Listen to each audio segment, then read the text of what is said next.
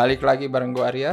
Rangga di sini. Dan sekarang sudah waktunya kita ngomongin film lebaran yang satu lagi, Pak. Kelihatan gak nih? Siksa Kubur. Yes.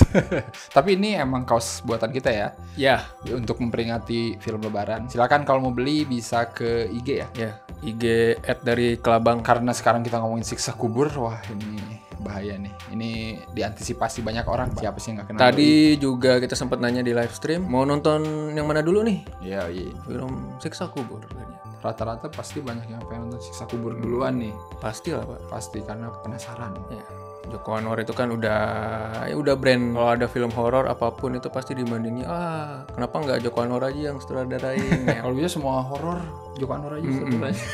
Nanti burn out. Kasihan, capek. Ini kan film ke-10 ya, ke-10-nya Doi selama berkarir. Coba ada yang bisa nyebutin semua? Ya, silakan tulis di kolom komen 10 film Joko Anwar ya.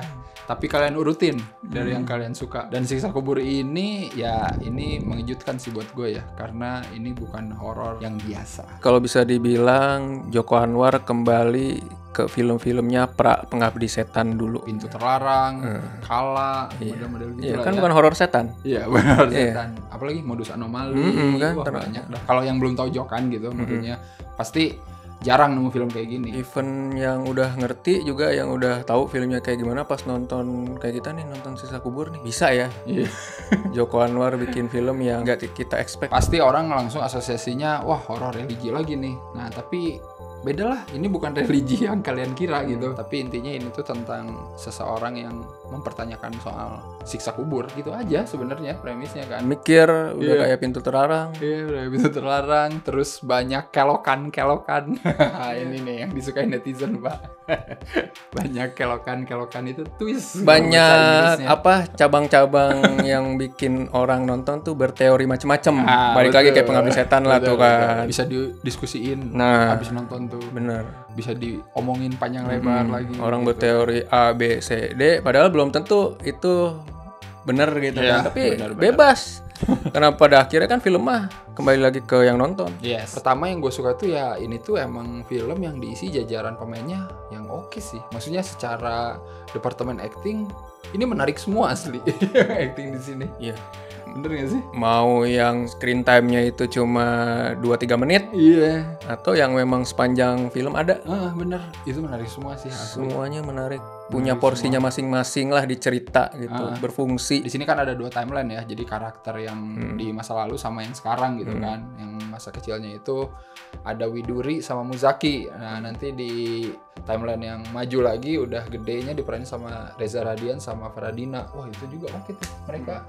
Kayak emang beneran gue percaya itu kecilnya Muzaki gitu. Ini kecilnya Widuri. Bener. Pas udah gedenya ya Faradina. Iya. Udah gedenya Reza. Dari muka juga nggak jauh-jauh misalkan. Terus dari actingnya yang ngikutin aja. Iya bener. Bahkan acting yang kayak karakter kecil yang tadi lu bilang gitu ya. Nanti ada di opening ketika si keluarganya Muzaki sama Widuri ini jualan roti kan. Mereka ceritanya keluarga tukang roti gitu. Terus nanti ada pengunjung datang yang aneh itu, yang dengerin earphone gitu sambil ngedengerin Siksa Kubur di kaset. Oh itu bagus tuh actingnya tuh. Pas banget ya milih dia tuh. Dari muka, ngomongnya. Takut gua ngeliat mukanya yang kayak, maksudnya muka yang kayak nih orang kayaknya mikirin sesuatu. Terus kita kan jarang dikasih horor kayak gitu. Horor yang bukan muka setan, orang biasa. Iya benar. Tapi bisa bikin kita, wah anjing nih orang ini pasti ada apa-apa nih. Dan ternyata setelah berjalan film juga gue ngerasa emang ini tuh horor yang lebih nyerang psikologis sih. Kalau kata gue ya. Gue nggak bilang nggak ada penampakan ya, cuman ada. Maksudnya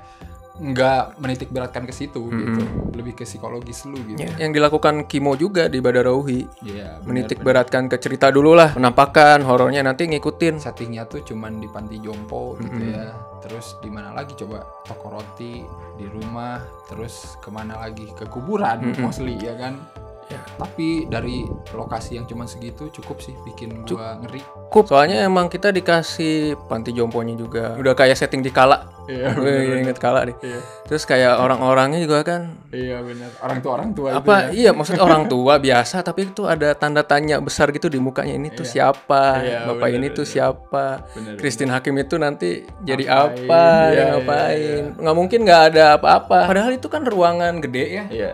Panti jompo itu, tapi kita ngerasa kayak nyesek Karena ngeliatin orang-orangnya. Iya, benar-benar. Nanti ada adegan yang diulang, khususnya di mesin cuci itu. Iya, waduh. Kan karakternya matiin mesin cuci. Ya yang udah ngerti mah udah tau lah nih, wah pasti ada apa-apa nih.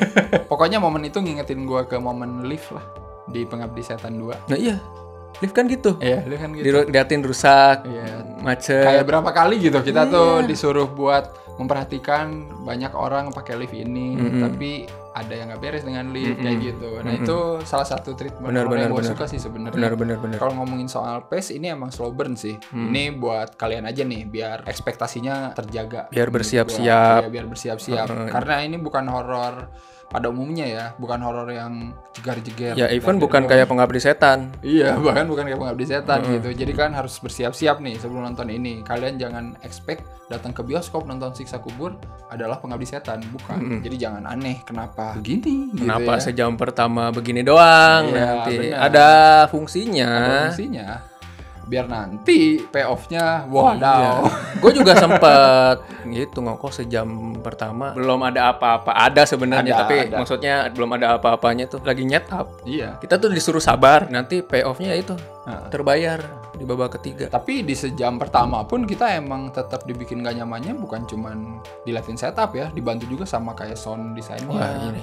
Itu tuh. Ini nih kelebihan Siksa Kubur deh. Iya, bagian terbaiknya sih sound design, scoring. Itu terus-terusan loh menghantui gua. Dari awal ya. Sebenarnya pas sebelum filmnya mulai, baru thumbnail press screening kan ada suara air ya, kencring. Nah itu ternyata memang filmnya seperti itu. Dimainin tuh ambient suara geter doang. Lu ngerasa gak? Gue kirain itu karena di atas hujan. Ternyata emang begitu sound desainnya. Dan emang hujan. Dan hujan juga kan. Jadi tambah tuh ambience-nya ditambahin suara hujan. Iya. Tapi emang kayak suara gitu doang. Kan kita jarang-jarang cuma suara. Biasanya kan scoring jegar-jegar itu. Suara getaran. Iya. Dan itu yang memang ada artinya. Ini tuh mengingatkan gua ketika beberapa tahun yang lalu gua mainin game namanya Silent Hill. Wah. Sound design-nya tuh mengingatkan gua dengan itu. Atmosferik, ada hawa-hawa industrialnya lah. Lala Trans Reznor zaman awal-awal gitu. Kerasa lah itu, apalagi nanti udah di akhir yang wow. Bukan cuman musik ya, jadi nanti ada suara-suara yang Siksa Kubur itu tuh yang di awal juga yang di kaset, kan itu ngeri ya. Oh iya tuh. Itu bagus banget sih maksud gua. Itu kayak bikin kita jadi ngebayangin gimana ya ini. Dan nanti di babak 3 di klimaksnya dikeluarin lagi tuh, tapi dengan versi yang lebih wadaw. Gila itu sih. Kalau nonton Affiliate kan ada rekaman itu ya. Nah bener, itu bener. Sengeri itu rekaman itu. Itu gua nggak tahu, itu nggak jelas sebenarnya. Tapi karena nggak jelas itu Pak jadinya gua itu makin nggak jelas. Apaan nih anjir gitu. Itu sih. Maksudnya nggak usah jelas banget lu dengerin apa gitu. Tapi dari teriakan-teriakan tuh wah. Nah itu.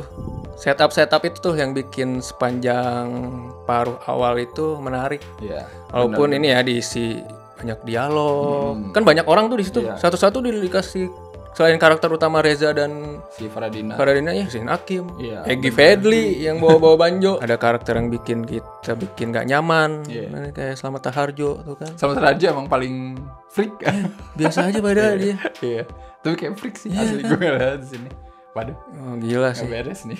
Gak beres. Ya pokoknya udah ada tanda-tandanya lah yang gak beres itu dari mesin cuci sama Taharjo itu. Ya kalau yang nunggunya penampakan ada mau yang kayak Insidious ada.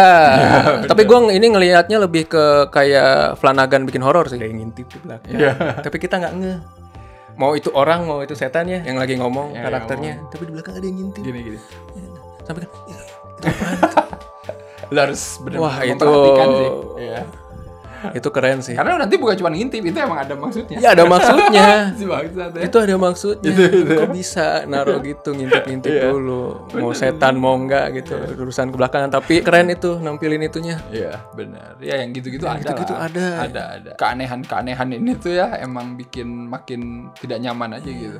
Ya disengaja. Nah, karena emang disengaja dan ya emang ada tujuannya gitu. Ada tujuannya. Yang mungkin juga nanti kan bakal sadar pas sudah nonton ini gitu. Kenapa? Itu sih maksud gua bukan sekedar keanehan aja. Kalau di kita kan film horor kita biasanya gitu Pak, aneh aja. Yang penting aneh gitu, ada datang ibu-ibu codet atau mukanya kayak Kano gitu. Yang penting aneh aja. Tapi nggak ada kenapa. Iya. dia begitu dan apa fungsinya apa, nanti efeknya ke film apa, fungsinya ke penceritaan tuh apa. Terus itu ending deh. Udah. Gila itu. Tadi kan musik udah ala-ala Silent Hill ya. Endingnya bikin jiwa menggigil. Gue langsung melek sih mata. Wow. Gila itu bener-bener dimaksimumin sih itu, dari suara, visual, sampai karakternya. Wah itu semua sih. Semua dimaksimalkan tuh, hancur-hancuran itu. Chaos itu semua pokoknya di ending itu. Gila sih. Itu. Ini apa? Iya tahu ini itu gitu. Tapi ini apa? Ini adegan apa? Bener-bener digas aja gue di sini. Lah makhluk-makhluknya juga lah. Nanti juga macam-macam sih. Ya, macam-macam. Ini cuma biasa. Ini apa ini? Udah kayak horor kosmik apa ya? Junji Ito pun ada gitu kan. Ya pokoknya aneh-aneh. Ya ini ada martirsnya ada. Jacob kan sama-sama mencari tahu apa sih yang terjadi setelah mati. Ya, itu kan martirs banget tuh. Jacob Slater-nya ada. Iya, pasti. Itu sih aneh-anehnya tuh. Terus itu As Above As Below. Yes. Gue dengan setting gua gitu. Udahlah. Udah komplit ini. Misteri-misterinya juga nanti menarik, masih ada. Sampai ending pun masih ada pertanyaan ya. Bener. Yang bikin kita kayak iya. Gue masih ada. Gue ada pertanyaan banyak sih setelah adegan ending itu. Jadi maksudnya gitu kan. Kok karakternya ada bener, itunya gitu. Mau kemana? Kok ada pokoknya masih banyak gitunya dah. Emang sialan sih. Iya. Tapi bukan berarti gak jelas ya ceritanya. Maksudnya tetap ceritanya conclude, beres gitu. Cuman kayak beberapa poin itu masih ada disimpan gitu loh. Buat jadi bahan diskusi aja. Biasa sengaja lah itu. Iya, biar Joko kan emang gitu dari zaman Pintu Terlarang. Biarin aja biar jadi bahan diskusi filmnya. Jalan ceritanya maju ya. Kita sambil nyari ada clue apa. Karena udah kebiasaan film Joko tuh ada apa sih di Even pas buka laci itu, ada majalah. Iya, gue juga sampai majalah apa tuh gitu. Ya, makanya mau harus nonton lagi sih. Ya udah. Yang pertama tuh kayak buat ya udah ceritanya dulu gitu. Yang kedua tuh buat kayak nyari detail-detailnya apa lagi sini. Bener. Ya model-model yang emang enak buat ditonton rewatchable gitu lah. Bener. Ya meskipun ya tadi kata Rangga bilang kan mungkin sejam pertamanya lu kayak ngerasa nggak ada apa-apa gitu kan. Iya kan. Kalau bagi gue sih mungkin kayak terlalu banyak dialog yang ngomongin soal kematian itu juga gue kan ngerasa kayak gitu tuh di sejam pertama juga sama. Preaching nggak ya? Iya benar. Beberapa partnya kayak gitu kan menurut gue gitu. Karena kan ya ini mempertanyakan soal ada nggak siksa kubur atau enggak gitu. Nah itu tuh kayak isu yang terus diulang-ulang gitu. Emang bakalan ngarah ke sana sih, tapi emang ini terlalu nggak tahu lah, gue sih terlalu jadi ceramah banget sih.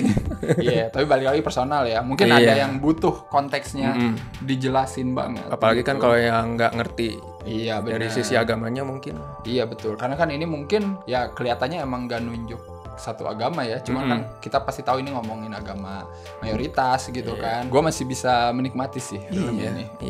Gue masih bisa menikmati. Apalagi setelah kemarin nonton, terus gue di rumah mencerna, oh iya juga ya. Jadi ada momen-momen gitunya tuh. Pasti nonton film ini tuh harus dicerna dulu sih. Jadi biar nggak sumbu pendek. Oh bagus, ngasih 10.000 per 100 misalkan. Anjir, itu mulu. Iya, jadi kalian harus nonton dan resapi dulu lah. Ya udahlah, silakan aja nonton ya. Film Lebaran benar-benar menarik semua. Alhamdulillah tidak seperti tahun-tahun sebelumnya. Seimbang.